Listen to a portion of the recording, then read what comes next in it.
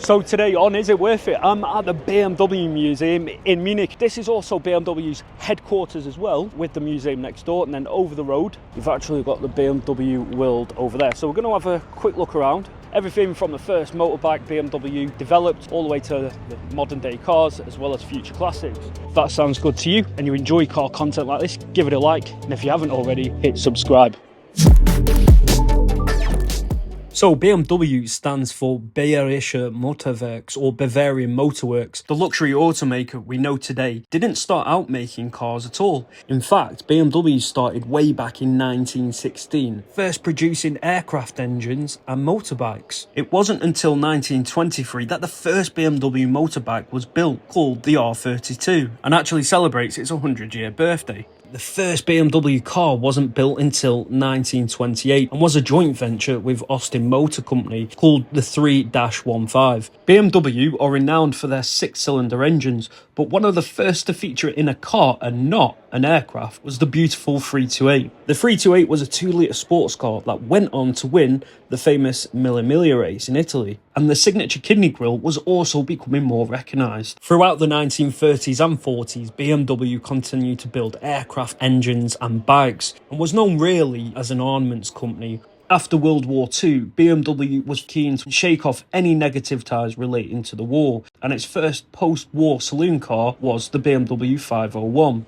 This wasn't a huge success for BMW, but paved the way for future models. The sportier 507 Roadster was a hit and becomes an iconic car in BMW's heritage. Even Elvis had one. As technology progressed, so did demands for luxury saloons, so BMW had a shift in focus. By 1963, BMW introduced the Neue Klasse 1500 model, a compact but sporty luxury 4-door saloon, thus further establishing BMW as a luxury automaker. The Neue Klasse paved the way for the famous 5 Series, and in 1972 the first E12 5 Series was born. Here are some design cues that BMWs are famous for and make them recognisable on the road. You've got the front kidney grille, you've got the sick line, which is here, just underneath the belt line. That's very BMW. Nice long line across there. The Hofmeister kink and also the rear volume. Let me know in the comments what your favourite generation of 5 Series is. The growing popularity with motorsport captivated the casual driver, and by 1978 the M Sport division was created. The M1 was born and showcased the future of BMW and how innovation is always at the heart of the company, and always finds a way to future-proof itself with innovation and luxury.